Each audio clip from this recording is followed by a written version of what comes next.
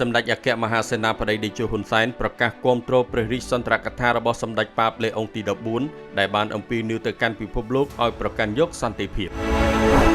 សម្ដេចអគ្គមហាសេនាបតីតេជោហ៊ុនសែនប្រធានព្រឹទ្ធសភានៃព្រះរាជាណាចក្រកម្ពុជា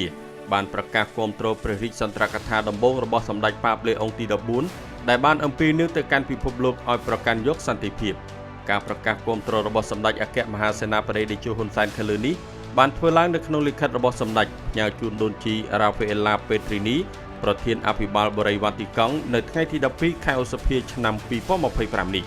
នៅក្នុងសារលិខិតខាងលើនេះសម្ដេចអគ្គមហាសេនាបតីតេជោហ៊ុនសែនប្រធានព្រឹទ្ធសភានៃព្រះរាជាណាចក្រកម្ពុជាបានជម្រាបជូនដូនជីរ៉ាហ្វាអេឡាពេត្រីនីប្រធានអភិបាលបរិយវ៉ាទីកង់យ៉ាងដូចនេះថានៅក្នុងព្រះរាជសន្ទរកថាដំបូងថ្លែងនាថ្ងៃទី8ខែឧសភានៅទីក្រុងរ៉ូមលើទីលានសាំងភៀសម្ដេចប៉ាបលេអុងទី14បានអំពាវនាវទៅកាន់ពិភពលោកឲ្យប្រកាន់យកសន្តិភាពសម្ដេចតេជោហ៊ុនសែនបានលើកឡើងថាអស់រយៈពេលជិត3ទសវត្សរ៍មកហើយដែលព្រះរាជាណាចក្រកម្ពុជាបានរស់នៅក្នុងសន្តិភាពនិងភាពរីកចម្រើនបន្ទាប់ពីបានទទួលរងការបំផ្លិចបំផ្លាញដោយអំពើអយុត្តិធម៌និងអំពើហិង្សាសម្ដេចតេជោហ៊ុនសែនបានបញ្ជាក់ជូនដូនជីប្រធានអភិបាលបរិយវ៉ាទីកង់យ៉ាងដូចនេះថា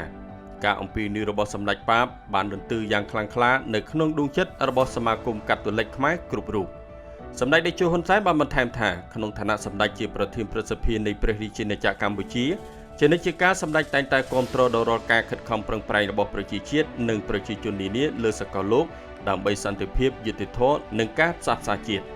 សម្ដេចតេជោហ៊ុនសែនក៏សូមបួងសួងដល់វត្ថុស័ក្តិសិទ្ធិលើលោកសូមសម្ដេចប៉ាបលេអុងទី14សំប្រកបទៅនឹងព្រះរាជកម្លាំងកាយព្រះរាជកម្លាំងប្រាជ្ញានិងព្រះគុណមេត្តាសន្តោសប្រោសប្រណីពីព្រះអង្គម្ចាស់ផងដែរ